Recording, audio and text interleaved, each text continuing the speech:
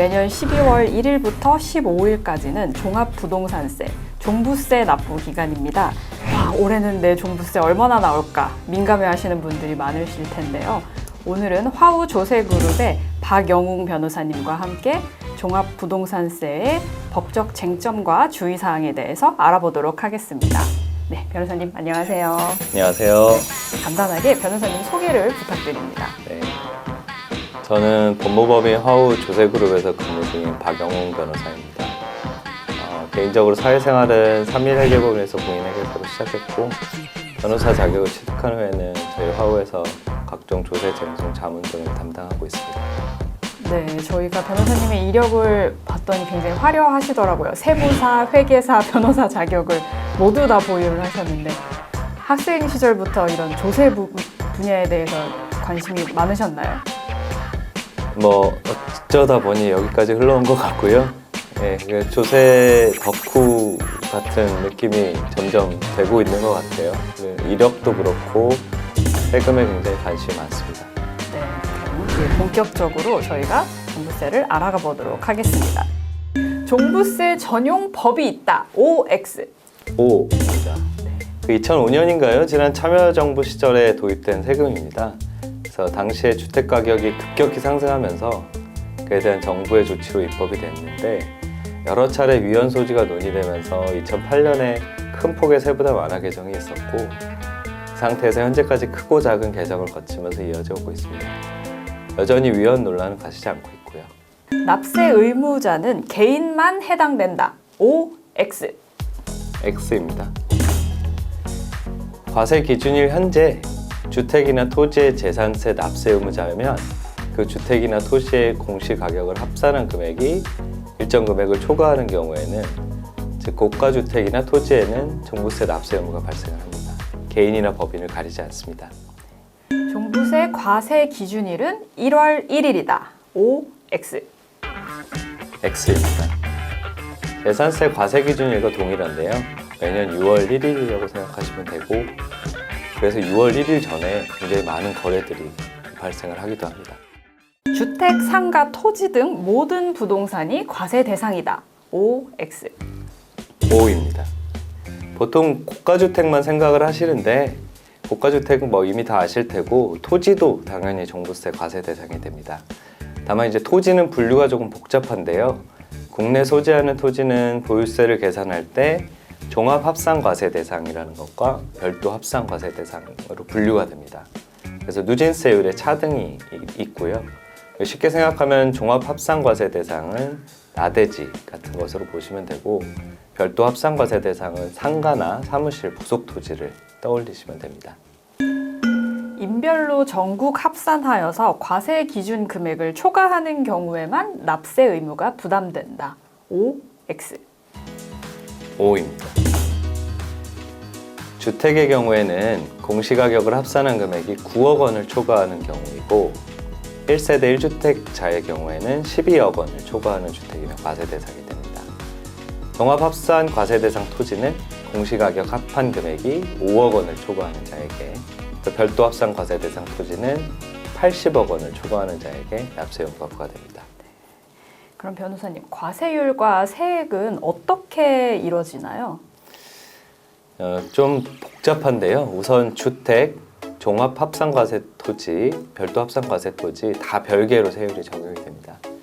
주택의 경우에는 과세표준별로 0.5에서 2.7%까지, 또 종합합산과세 토지는 1에서 3%, 또 별도 합산과세 토지는 0.5에서 0.7%까지 다양합니다. 어차피 누진세율이라서 계산기를 두드려보지 않으시면 어느 정도 금액인지 느낌은 잘 오시지 않을 거예요. 근데 이제 그렇게 인별로 모든 재산을 각자 계산해서 합산을 한 다음에 세액공제 등을 적용해서 최종적으로 납부할 세액이 정해집니다. 1세대 1주택일 때는 세액공제는 보유기간에 따라서 5년 이상부터 20%에서 50%까지, 연령에 따라서 만 60세 이상부터는 20%에서 40%까지 공제를 받으실 수 있습니다. 근데 기본적으로는 이제 정부에서 계산을 해서 주기 때문에 맞는지 검증만 잘해도 무방하다고 보시면 되겠습니다.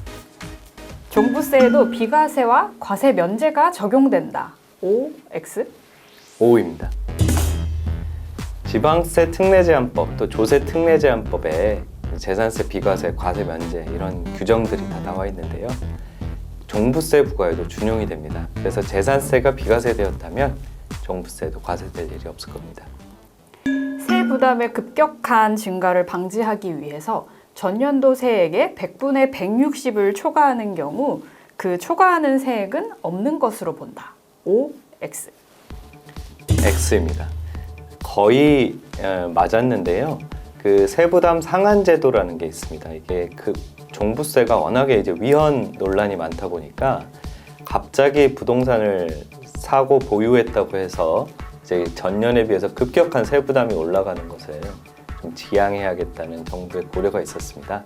그래서 세부담 상한 제도는 그 2008년 종부세 세부담 완화 개정 시에 150%까지 완화되었다가 2019년에는 조금 조정이 됐습니다. 2주택, 3주택 이상자들은 상향이 조정되었었는데 2022년 말에 최근에 다시 삭제되었습니다. 그래서 현재는 모든 재산이 150%라고 생각하시면 되겠습니다. 그럼 종합부동산세의 신고와 납부 방법은 어떻게 되나요? 종합부동산세는 기본적으로 알아서 신고하는 세금이 아니라 정부가 일방적으로 부과해서 납세 고지서를 날려주는 세금입니다. 12월 1일부터 15일까지 부과를 하고 납세 고지서에 주택 및 토지로 구분한 과세 표준과 세액을 기재해서 납세 고지서가 발부가 됩니다. 다만 신고 납부 방식을 선택하는 것도 가능합니다.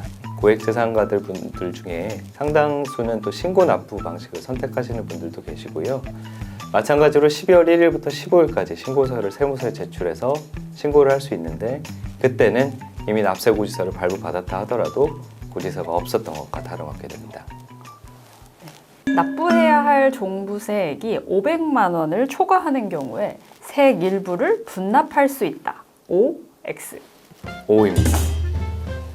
종부세로 납부해야 할 세액이 250만 원을 초과하는 경우에는 그 세액의 일부를 납부 기한부터 6개월 내에 분납을 할 수 있습니다.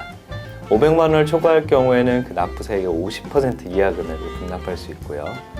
예를 들어서 300만 원이라고 한다면 50만 원만큼 분납을 할 수 있고 600만 원이라고 한다면 300만 원까지 분납할 수가 있습니다.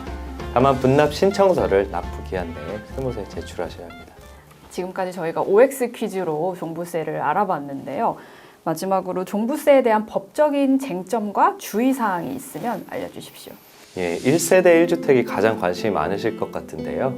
종부세 과세되시는 분들은 요즘 국세청에서 부부 공동명의 1주택자 특례 안내 문자 한 번씩 받으셨을 겁니다.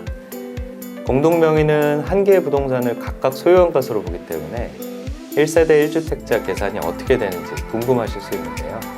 2021년부터는 부부 공동명의 1주택자 특례를 신청하면 부부 중 한 명을 신청한 사람의 소유로 보아서 1세대 1주택자 특례를 적용받을 수 있습니다.